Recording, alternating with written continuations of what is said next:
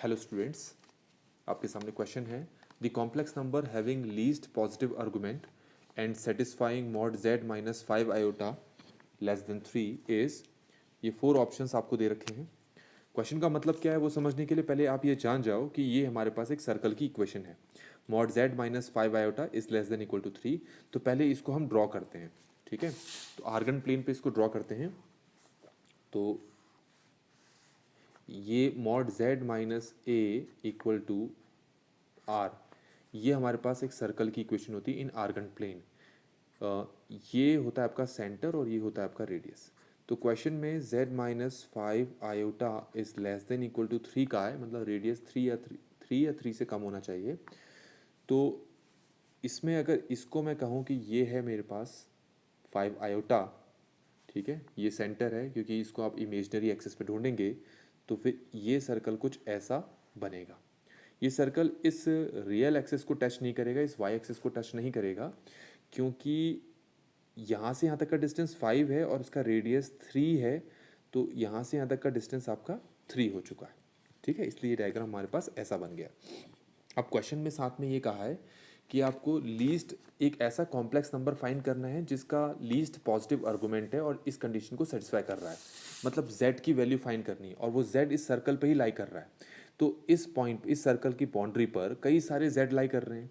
तो किस z के बारे में वो बात किया जा रहा है, इस क्वेश्चन में किस z के बारे में बात किया जा रहा है, मतलब एक ऐसे z के बारे में बात किया जा रहा है जिसका आर्गुमेंट क्या हो, लीस्ट हो।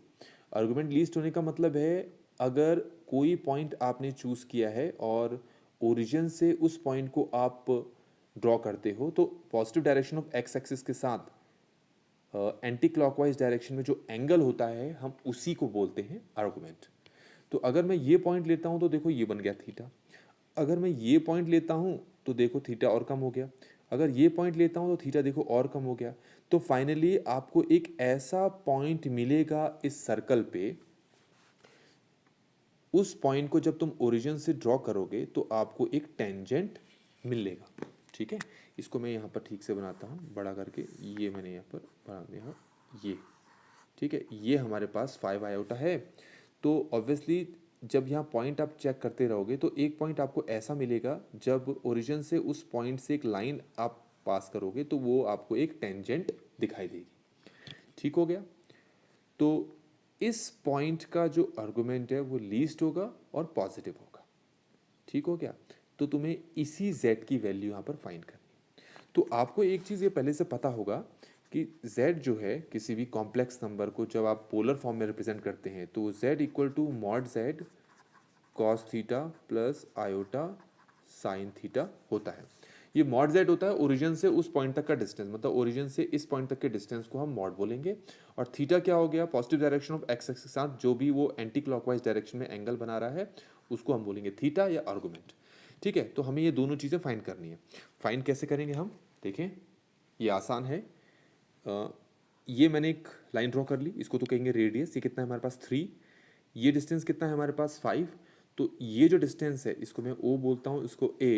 तो हमारे पास जो OA डिस्टेंस है वो कितना हो जाएगा हमारे पास 4 आ जाएगा। पाइथागोरस थ्योरम अप्लाई करके देख लो ना, पता लग जाएगा।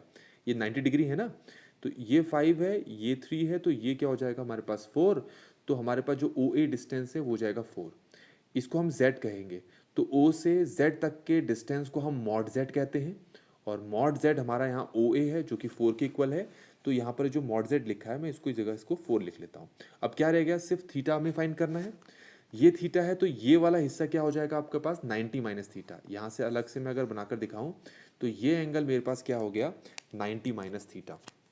लिखता हूँ यहाँ पर 90 माइनस थीटा। ये क्या है, बेस 4, परपेंडिकुलर क्या है 3 और हाइपोटेन्यूज क्या है 5, ठीक है। तो यहाँ से अगर मैं कॉस थीटा फाइंड करता हूँ, सॉरी 90 माइनस थीटा है ना, तो मुझे फाइंड करना पड़ेगा कॉस 90 माइनस थीटा। तो कॉस होता है बेस ओवर हाइपोटेन्यूज, तो हो गया 4/5। कॉस 90 माइनस थीटा होता है हमारे पास साइन थीटा, तो साइन थीटा यहाँ पर 4/5 आ गया। इसी तरीके से अगर मैं साइन 90 माइनस थीटा फाइंड करूँ यहाँ से, जो कि होता है परपेंडिकुलर ओवर हाइपोटेनस, तो ये हो गया 3/5। साइन 90 माइनस थीटा क्या हो गया हमारे पास, ये हो गया कॉस थीटा, तो कॉस थीटा हमारे पास 3/5 आ गया। ये समझ में आ गया होगा। तो हमें साइन थीटा और कॉस थीटा दोनों की वैल्यू जो मिल गई हैं उनको मैं इन दोनों वैल्यूज़ पर इन दोनों वैल्यूज से रिप्लेस कर देता हूँ। तो मेरा आंसर आ जाएगा कॉस थीटा 3/5 है, यहाँ रखा 3/5 प्लस आयोटा, साइन थीटा कितना है 4/5 है ना, तो इसकी जगह हम रख लेते हैं 4/5।